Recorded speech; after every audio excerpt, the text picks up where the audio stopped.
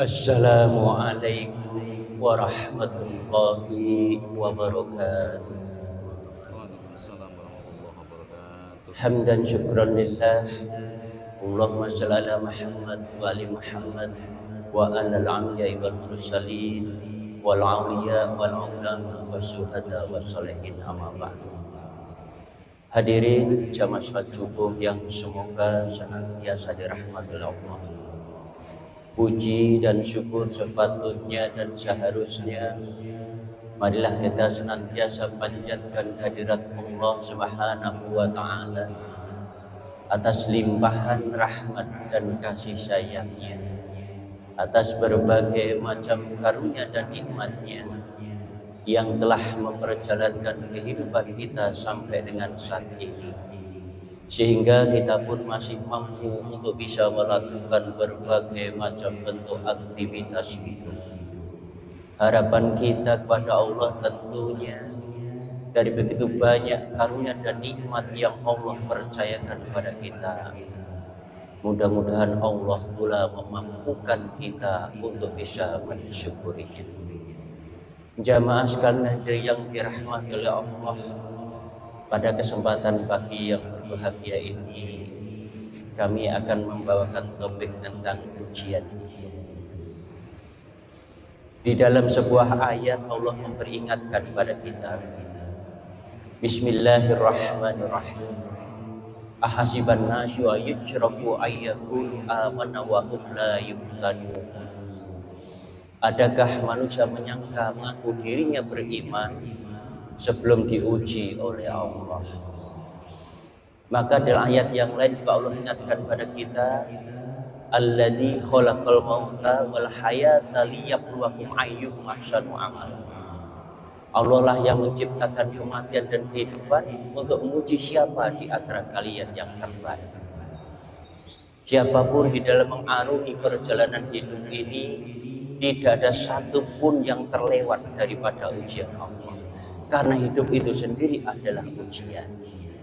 Hanya saja kita sering memaknai kalau ujian itu hal-hal yang tidak menyenangkan. Padahal sebenarnya baik itu menyenangkan ataupun tidak menyenangkan, semuanya adalah ujian Allah. Dan justru tidak sedikit orang yang diuji hal-hal yang enak malah gagal. Banyak contoh dan kasus orang diberikan ujian enak tapi gagal. Al-Quran mengabadikan Fir'aun sejak dalam kandungan ibu wis uripe enak, lahir dimuliakan, gede dadi raja, tuwek tambah perkasa. Gak ono sing kurang dalam hidupnya Fir'aun. Bahkan di akhir-akhir kehidupannya sebelum bentrok dengan Nabi Musa di Laut Merah, itu satu-satunya orang yang mendeklarasikan dirinya jadi Tuhan. Orang yang sejak kecil gak pernah loro, gak pernah kekurangan, uripe penak, tapi justru gagal. Makanya ketika sampean tadi itu masih contoh satu loh Pak, masih banyak contoh-contoh yang lain. Nanti kalau contohnya banyak kan gak mari-mari. Ya. Begitu juga dengan kehidupan kita. Kita menyadari kehidupan yang temporer ini juga berisi dengan ujian-ujian hidup. Banyak model ujian, saya sebut saja ya. Ujian di dalam kehidupan kita yang paling berat itu kalau ujian internal, Pak. Siapa?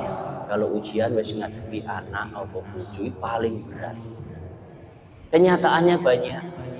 Ketika Nabi Nuh harus diuji dengan istri dan anaknya, ya Allah, aku ingin anakku atau juga istriku pula untuk bisa jadi pengikutku.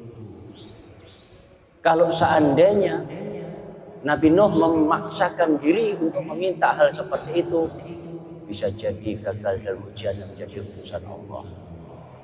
Begitu pula kita dalam arus berjalan hidup ini. Banyak di antara kita yang ketika mohon maaf hidupnya dalam kecukupan, dalam bahkan mungkin kemewahan, justru orang-orang yang gagal dalam ujian itu ketika dalam zona nyaman. Apa zona nyaman? Kemarin tak singgung sedikit. Zona nyaman itu bojone nurut. Ya, anake nurut no pondok kabeh. Rezekine lancar. Ya. Setelah itu apa? Kehidupan di masyarakat baik. Apalagi punya popularitas di kehidupannya. Enak nyaman tok.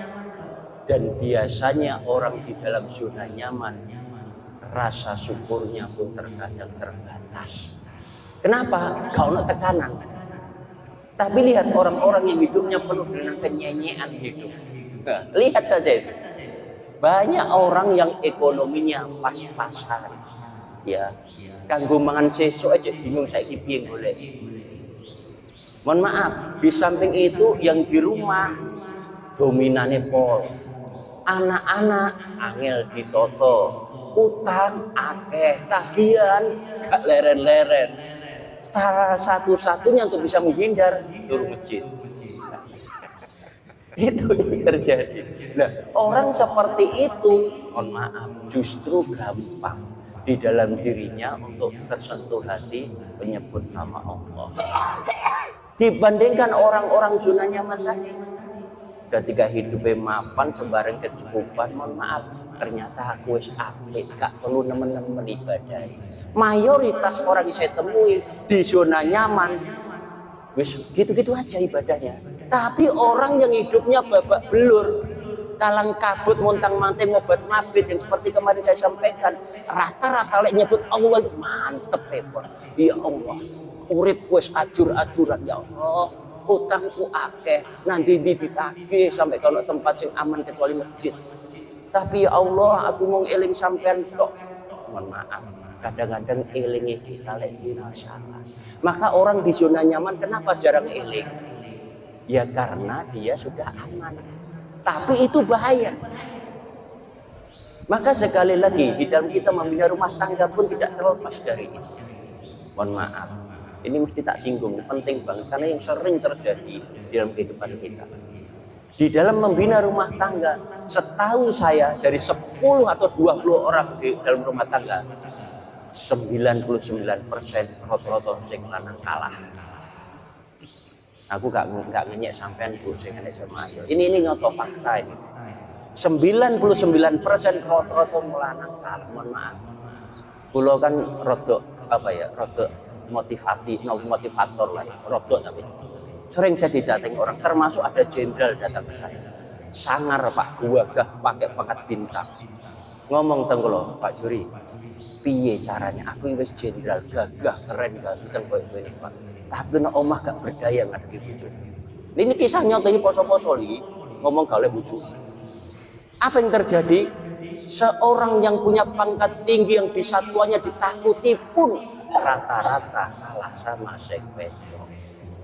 Lalu saya bahagiakan dia, saya kabarkan gembira kepadanya, mohon maaf Bapak, di dunia Bapak sudah jadi jenderal. Artinya apa? Pangkatnya tinggi, insya Allah ekonomi pun pas cukup mapan Pak. Dihormati banyak orang, cuma satu paling butuh sampai tidak hormati. Tapi semua hormat harus sampai, rezeki sampai insya Allah tidak kurang. Nama sampean terkenal. Kan begitu Bapak. Tapi Bapak, di dunia Bapak sudah hebat, rugi kalau di akhirat gak hebat. Ya terus gimana Pak? Satu-satunya cara untuk sampean iso jadi kekasih Allah, jadi walinya Allah, wis tepak lek bojo sampean sing ngotot gak karuan. Ini fakta Pak.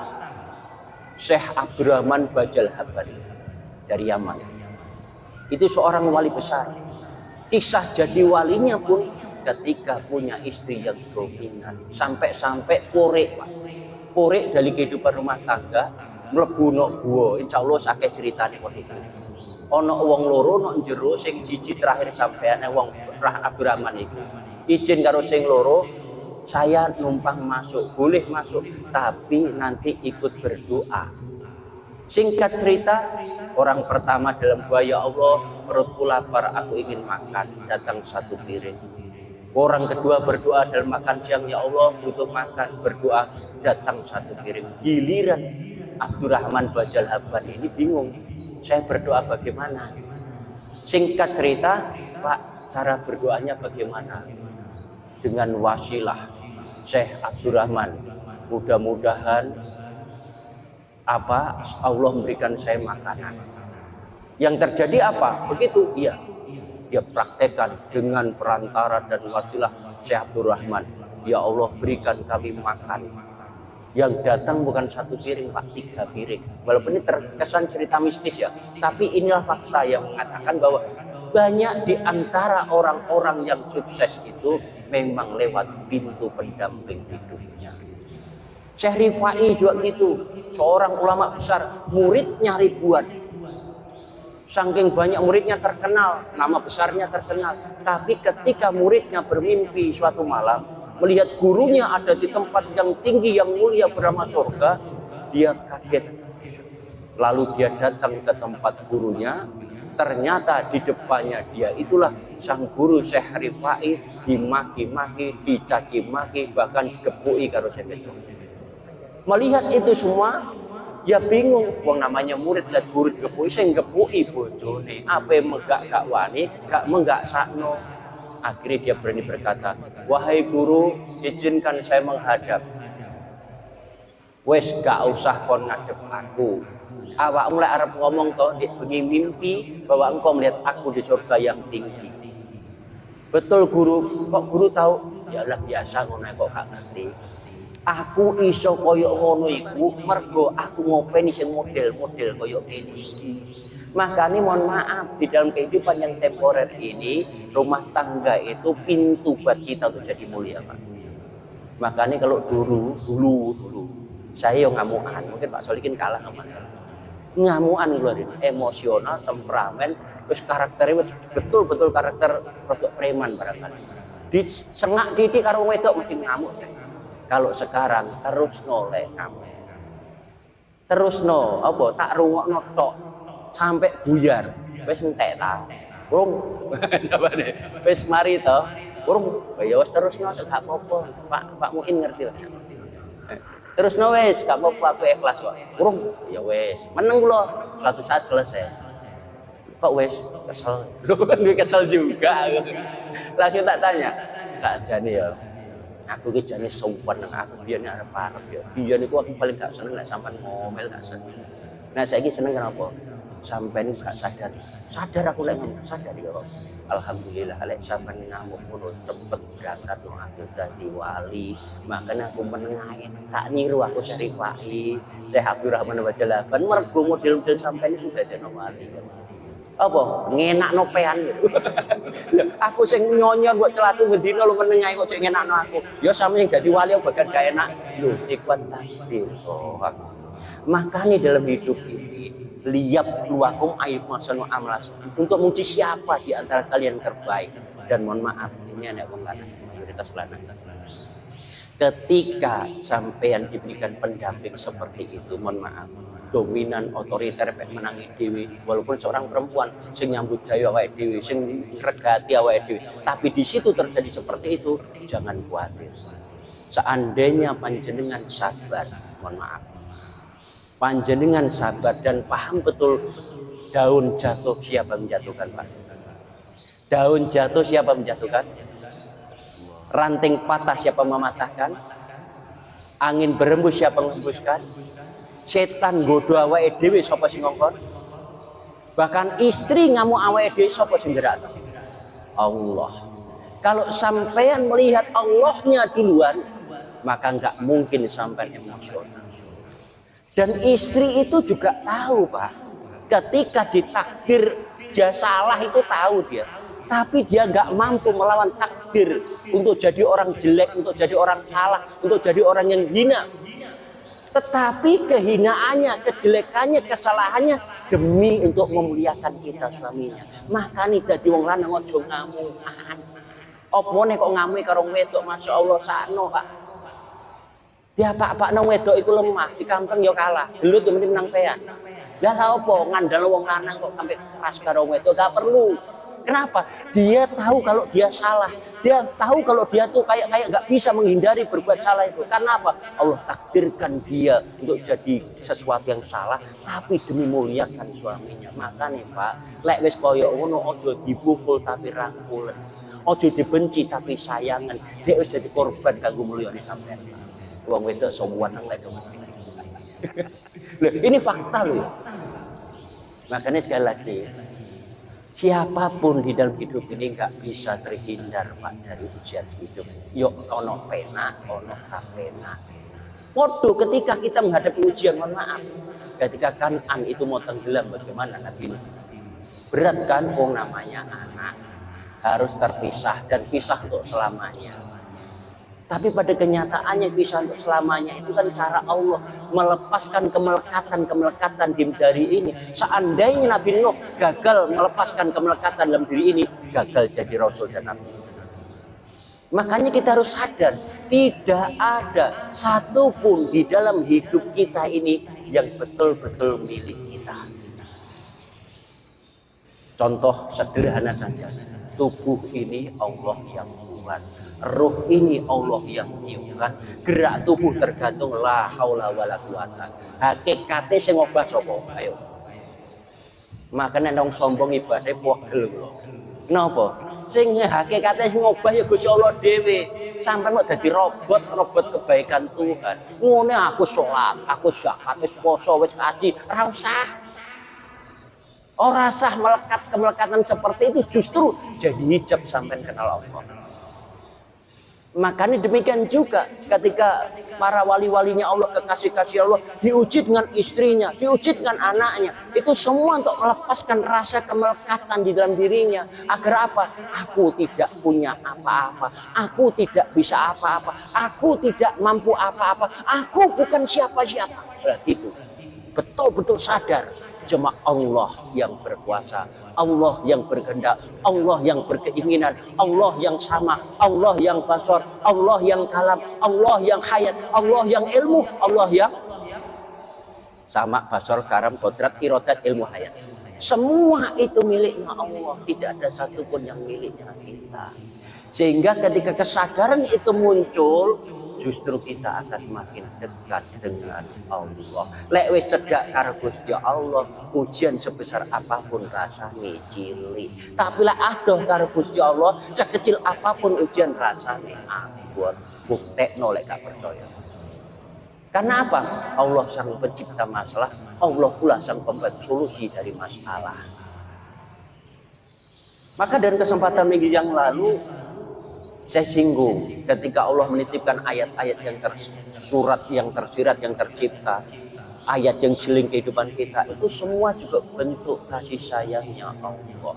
Maka ketika hidup ini kok didatangi masalah, lalu kita sudah menjadi orang yang lurus di jalan Allah, yakinlah Allah menginginkan Anda jadi punya derajat yang tinggi di sisinya. Bukan Allah pegel, bukan Allah benci sampai, bukan. Justru Allah sayang. Tapi lah urip sampai dibeno, ora tau di masalah, urip lancar padahal luakrak gak kekaruan. Maksiat dosa sembarang dilakoni. Tapi kok yo aman-aman, hati-hati pean. Istighfar. Engko endingnya apa? Nyonyore dikelompokno dadi siji. Ajur-ajuran. Kenapa? Fakta sudah membuktikan ketika Allah menyayangi kita justru bukan dibiarkan di zona nyaman, tapi selalu diuji sampai lulus. Nak wes lulus, betul-betul disitulah kau sudah menjadi kekasihnya Allah. Ujian sudah nggak berlaku baginya. Kenapa? Karena di dalam hidupnya sudah betul-betul menyandarkan pada Allah Subhanahu wa Ta'ala. Saya kemarin juga menyebut ketika ujian pertama berat hati istri. Kenapa istri berat ujian bagi kita? Kenapa Pak? Kenapa ujian istri kok terasa berat sekali Pak? Karena bendino kumpul. Coba ketemu nih setahun pisan, lah jarang gelut sampai. Yakin saya punya istri kumpulnya setahun pisan, atau 6 bulan pisan, yakin jarang geger. Tapi berhubung kadang sering bendino ketemu, itulah yang sering konflik. Itu yang fakta membuktikan seperti itu. Nek jarang ketemu justru kangen, nek ketemu gegeran. Kok enak di Pak? Pilih di jamban. Nek ketemu gegeran, kok nek gak ketemu kangen Bu, pilih putih Bu. Wis muga-muga bojoku tugas seneng luar pulau pisan kalian. Ya kenapa? Nek bendino kumpul gegeran. Itu satu, karena apa? Karena istriku. Nah, ada kataku, inilah yang memberatkan hidup kita. Semua yang ada aku gak cocok, mesti ngamuk. Sama ketika diuji anakku coba anak tonggone, sampean nggak bakal ngambil. Ini kasus juga banyak terjadi. Makanya ketika aku dalam diri ini masih melekat, yakinlah sampean Pak, nggak akan pernah merasakan kebahagiaan. Kenapa? Semua masih merasa memiliki, dan orang yang merasa memiliki selalu dihantui rasa ketakutan kehilangan. Sampean buktikan omongan ini. Semua orang yang merasa memiliki dihantui rasa ketakutan kehilangan. Makanya wong sing merasa urip rata-rata wedi mati. Wong sing merasa sugih rata-rata wedi melarat. Wong sing merasa sehat rata-rata wedi nek. Makanya jangan merasa, karena merasa yang posisinya salah itu justru akan menyebabkan kita berbuat yang salah. Demikian juga mohon maaf, kemarin juga saya singgung. Ketika tadi istri sudah, sekarang anak. Banyak kasus di dalam kehidupan kita. Bagaimana rasa kemelekatan kepemilikan anak ini. Lalu apa yang terjadi? Kita halalkan segala macam cara. Bahkan saya mendengar teman-teman saya mau kanggo urip lek kanggo anak. Ari wangi obat mabit muntang making malang wis nyonyor kabeh demi anak. Kanggo anakku. Hebat men sampean, Pak. Kenapa? Seakan anak itu bukan kita. Itu kan. Kok bisa? Kita kan wajar itu anak saya, anak kita. Iya, tapi jangan begitulah Pak. Kenapa? Semakin sampai berkorban mati-matian untuk anak sampai, suatu saat Allah menyadarkan sampai dibuat anak saya sampai tidak sesuai harapan sampai dengan Allah. Mangkrik pol-polan, kecewa nih pol-polan. Ya Pak, si bayi digendong nangis di sini menang. Itu 5 tahun Pak, harus mulai songrulir Pak. Waduh, gak anak bingung yang bicara itu tadi. Warga no kendaraan dan sebagainya. Engkau Pak 15 tahun Pak main HP ini pinter, konten rumah layak gak boleh. Jamai sembahyang gak ketok. Gua tambah pegel ya Pak. Kenapa? Semakin Anda cinta, semakin Anda gak mau menerima kekurangannya. Potong leher saya kalau gak boleh. Wani kendali. Karena semua bukti mengatakan semakin kita cinta dengan sesuatu, semakin kita dibudakkan oleh sesuatu itu. Api iso nrimo wok tenan. Sama halnya setahun digendong, 5 tahun sik iso ditoto, 15 tahun Pak koncenake blakrak, bingung sampean. 20 tahun pergaulan tambah mengerikan, tambah kuatir opone wedok pisan. Jam 11 bengi rong mulih, pikiran tom-toman kindang piye ndang apa ya. Begitulah kalau cinta salah alamat. Cinta itu boleh Pak, tapi sewajarnya dan sebatasnya. Yakinkan diri ini amanah Allah. Tugas saya bukan mencintai totalitas, tapi merawat, mendidik, membesarkan dengan nilai-nilai agama dan norma agama dengan harta yang halal. Itu usaha kita Pak. Dene-dene kok nggak tengah jalan gak sesuai, ya wes takdir. Lain takdir gimana Pak? Ya jalani. Sikapnya apa Pak? Tempatkan hati pada posisi ikhlas. Kenapa? Karena ketika kita memaksa diri untuk tidak ikhlas, sing ono ronto-ronto, keloro-loro, akhirnya apa?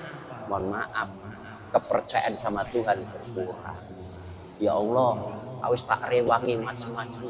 Aku keliling dunia golek solusi. Aku tahajud Senin Kemis, sedekah, apik nawong. Tapi kenapa anak sing tak jago-jago kok malah gak sesuai harapan? Pisan isek nrimo, loro isek nrimo, sesuk leren sembayang. Yakin saya, kenapa? Gak percaya pengen ya Allah.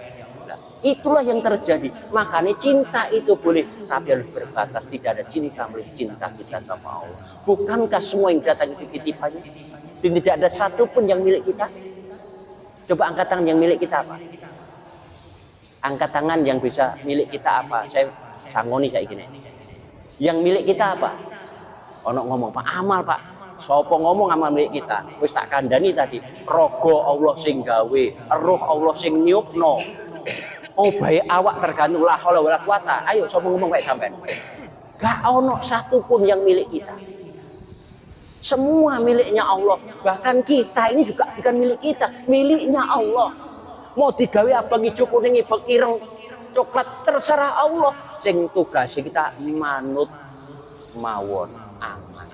Lek gak percaya sampean bukti manut aman ya apa? Barang kentir nono kali walaupun buan terbayu. Nek sampean nurut tetap lancar. Lek sampean gak nurut ngelawan tabrak apa bosan.